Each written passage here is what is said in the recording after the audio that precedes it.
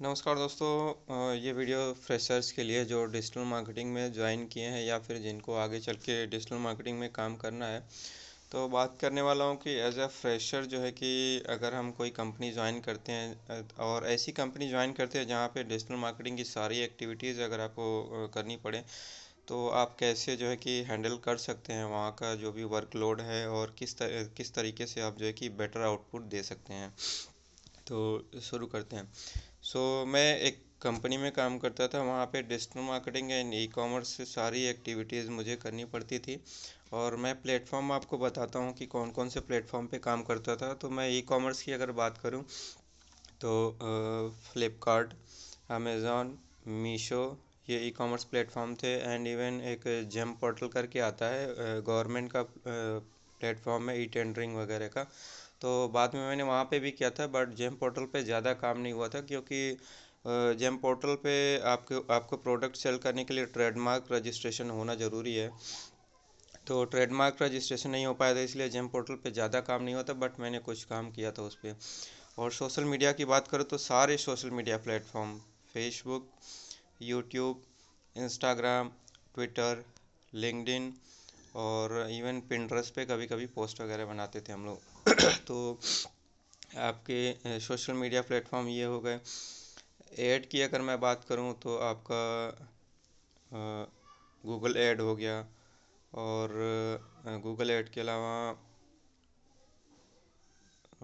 और कोई paid advertisement पे काम नहीं कर रहे थे, गूगल ऐड ही था। गूगल ऐड के साथ में मर्चेंट सेंटर था आपका, वो मैनेज करना होता था। प्लस आपका इंडिया मार्ट, जस्ट डायल, वो सब भी चीज़ें देखनी पड़ती थी। तो एक तरीके से पूरा जो है कि डिजिटल मार्केटिंग का काम देखना पड़ता था। तो यहाँ पे मैंने 3 चीज़ें करी थी।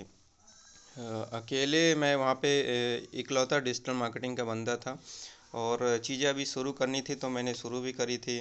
और मैं यहाँ पे 3 चीज़ें करता था। एक तो है कि प्रायोरिटाइज़ कर लेता था कि कौन सा टास्क ऐसा है कि जिसको अगर मैं ना करूँ या अगर पेंडिंग में रख दूँ तो ज़्यादा नुकसान हो जाएगा कंपनी को या मुझे, दोनों को आप कंसिडर कर सकते हैं, क्योंकि कंपनी का लॉस भी मेरा ही लॉस है। तो प्रायोरिटाइज़ कर लेना कि कौन सा सबसे ज़्यादा ज़रूरी है। और दूसरा ये है कि ऑटोमेशन।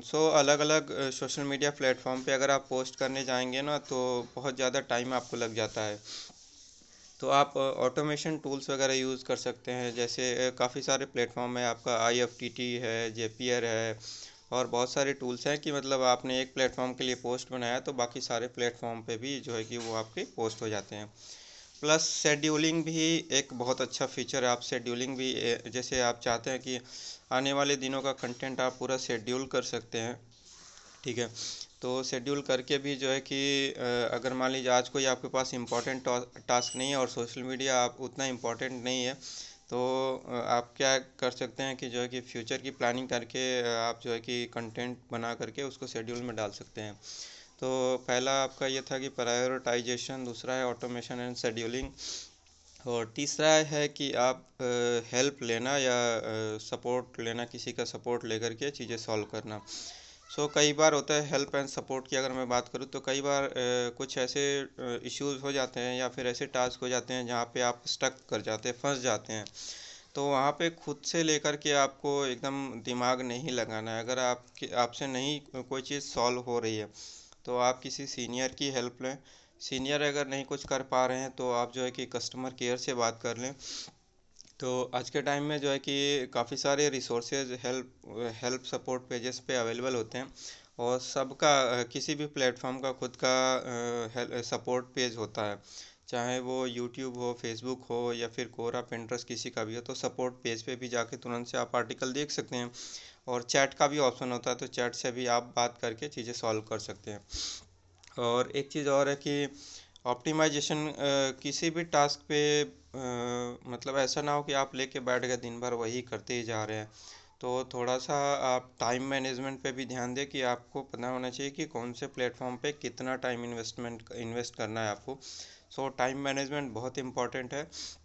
तो ये सारी चीज़ों का अगर आप ध्यान रखेंगे तो आपको कोई इशू नहीं होगा। अगर मैं बात करूँ यहाँ पे तो मैं कैसे करता था, तो मैं अलग अलग डेज़ में जैसे पूरा 9 9 घंटे का जो शेड्यूल होता था ना, उसमें डिसाइड कर लेता था कि पहले जाऊंगा सारे अकाउंट्स को चेक करूंगा कि कहीं किसी अकाउंट्स में इश्यू तो नहीं है। फिर जो है कि इस प्लेटफॉर्म पे ये काम करूँगा, फिर उसके बाद इस प्लेटफॉर्म पे ये काम करूँगा। लास्ट के एंड में मैं जो है कि ये चीज़ें देख लूँगा। जैसे फ़्लिपकार्ट, मीशो एंड अमेज़ॉन के ऑर्डर निकलते थे, तो मैं लास्ट में जाकर लास्ट के आवर में ये चेक कर लेता था कि सारे ऑर्डर डिस्पैच हो गए हैं कि नहीं डिलीवरी पार्टनर्स के ज़रिए, और सारे ऑर्डर्स जो है कि जो हम लोग को प्रोसेस करने थे वो प्रोसेस हो गए हैं कि नहीं। तो ये चीज़ें मैं देखता था। और कुछ प्लेटफॉर्म जैसे सोशल मीडिया पे कंटेंट का अगर मैं बात करूँ, तो मैंने जैसे डिवाइड कर रखा था कि आज मैं यूट्यूब पे पोस्ट करूँगा, तो कल लिंक्डइन पे, तो परसों जो है कि इंस्टाग्राम पे, ऐसे करके चीज़ें मैं करता था। तो अगर प्रॉपर वे में आप करेंगे, टाइम मैनेजमेंट का ध्यान रखेंगे, प्लस जो है कि प्रायोरिटाइज करेंगे टास्क को, तो आपको बहुत ज़्यादा जो है कि हेल्प मिलेगी, एक बेटर आउटपुट देने में लिए, प्लस आपका भी टाइम मिलेगा। और एक चीज़ और है कि अगर कोई लंबा टास्क मिल जाता है जिसको 2-4 घंटे लग जाते हैं, तो आप थोड़ा सा ब्रेक लेना ना भूलें। 2 मिनट, 4 मिनट, 5 मिनट का ब्रेक वगैरह ज़रूर लिया करें अपने काम के बीच में। ब्रेक से क्या होगा कि आपको थोड़ा सा रिलैक्स होने का भी टाइम मिलेगा। तो एज ए फ्रेशर आप इन चीज़ों को अपने माइंड में रखेंगे। अगर डिजिटल मार्केटिंग में काम करना चाहते हैं तो आपके लिए बहुत बेनिफिशियल होगा। और एक चीज़ और है कि आप लर्निंग पे एज ए फ्रेशर हैं, तो आप अपने लर्निंग के लिए भी थोड़ा सा टाइम निकालना पड़ेगा। अगर आप जो है कि ये कंपनी आवर में भी मैनेज कर लेते हैं थोड़ा सा, जैसे 15 मिनट, 30 मिनट का जो है कि आप रीडिंग टाइम आपने निकाल लिया कि ब्लॉग्स वगैरह देखना है, या कुछ हेल्पफुल आर्टिकल वगैरह देखना है, या कुछ कम्युनिटीज़ ज्वाइन करके आप थोड़ा बहुत देख सकते हैं। तो लर्निंग भी आप कंटिन्यूअसली करते रहिए। और लर्निंग आप कंपनी के अलावा घर पे भी जाके करना चाहते हैं तो भी आप कर सकते हैं, कंपनी के साथ में भी कर सकते हैं। थोड़ा सा अगर टाइम बचता है तो लर्निंग वगैरह आप चेक कर सकते हैं। काफ़ी सारे ब्लॉग आज आज के टाइम में अवेलेबल है, काफ़ी सारे आर्टिकल आपके यूट्यूब पे कंटेंट क्रिएटर्स हैं। आजकल सारे प्लेटफॉर्म पे जो है कि कंटेंट क्रिएटर्स मिल जाते हैं। तो इन सब बातों का आप ध्यान रखेंगे तो जो है कि आपको कोई दिक्कत नहीं होगी। अगर एज ए फ्रेशर आप जो है कि डिजिटल मार्केटिंग के अलावा काफ़ी सारे फील्ड में भी जो आईटी से रिलेटेड है उसमें भी ये बात अप्लाई होती है कि टाइम मैनेजमेंट हो गया, ऑटोमेशन हो गया, एंड आपका हेल्प एंड सपोर्ट हो गया, लर्निंग हो गया।